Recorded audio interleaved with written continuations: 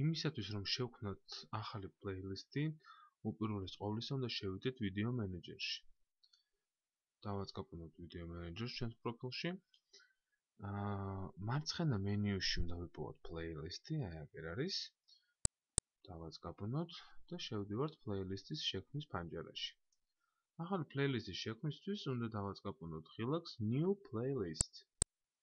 აი გამოვიდა ფანჯარა, სადაც უნდა ჩავწეროთ პლეილისტის სახელი, პირობითად იყოს გაიდები.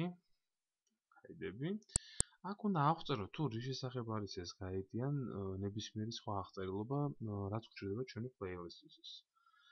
მაგალითად,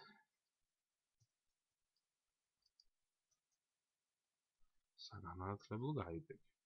და იმისათვის რომ შეიქმნას ეს პლეილისტი, უნდა დავაწყობთ ღილაკს Create Playlist.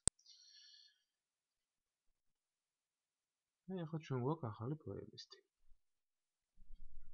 სახელწოდებით და თავისი აღწერით. შემდგომი ოპერაცია არის ამ პლეილისტში ვიდეოების დამატება. ეს ხდება ამ ღილაკით Add View by URL. აქ ნიშნავს რომ ვიდეოების URL-ები უნდა ჩავწეროთ ამ გრაფაში და შემდეგ ღილაკზე Add დაჭერის შედეგად ეს ვიდეოები პირდაპირ გადაინაცვლებს ჩვენს მიერ შექმნილ პლეილისტში. ახლა მოდით ნახოთ ვიდეოები. შევიდეთ ამისათვის ისევ ჩვენს ანგარიშზე. მარჯვენა ღილაკზე დაწყაპუნებით გავხსნათ ჩვენი ანგარიში ახალ პანჯარაში. და აქ არსებული ვიდეოებიდან ამოვირჩიოთ ერთ-ერთი, მაგალითად ეს პირველი, ავტორიზაცია და შეკვეთა. მივიტანთ სათაურთან კურსორს, მარჯვენა ღილაკზე დაწყაპუნებით, დავაკოპიროთ ლინკი, ანუ იგივე URL-ი, რაც მოგთხოვა პლეილისტის პანჯარაში და